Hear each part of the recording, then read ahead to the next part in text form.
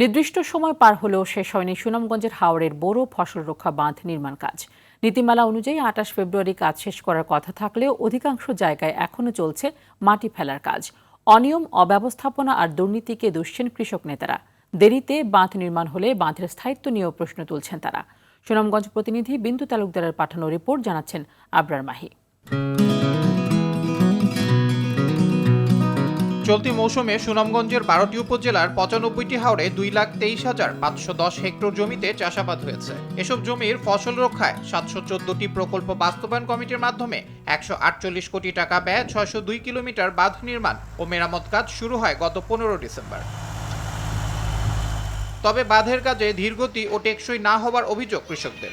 Time দিয়েছে, নির্ধারিত time মতো কাজ হতো না, কাজের বাইরে দেবো, এই কারণে আমাদের বাঁধ থাকে না, টিকে না। যদি আগাম পানি আসে তাহলে তো অনেক দুর্ভোগ পোষাতে হবে, আরও কষ্ট হয়ে যাবে। আমরা দাবি এটাই যে বাঁধ অন্য বছর থেকে ভালো হইতে হইব।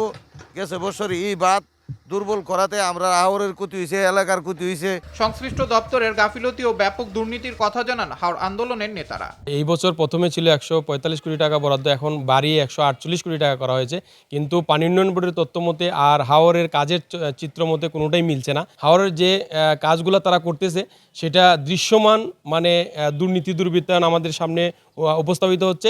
বাঁধ নির্মাণে অতি দ্রুত অবশিষ্ট সব কাজ শেষ করার আশ্বাস এই কর্মকর্তার। আমরা ইতিমধ্যে একটা মিটিং করেছি আমাদের জেলা কমিটি, এবং সেখানে সিদ্ধান্ত নেওয়া হয়েছে যে যেহেতু একটু আমরা নির্বাচনে আমরা কাজ পিছিয়ে গিয়েছিলাম, তো এটি রিকভারির জন্য আমাদের কিছুটা সময় বর্ধিতকরণ করতে হবে। তো আমরা আশা করতেছি যে আমাদের ২৮ ফেব্রুয়ারি পর হয়তো ১০ দিনের মতো সময় লাগবে। তো আমরা এই সময়ের ভিতরে আমরা বাকি কাজটা শেষ করার চেষ্টা করব।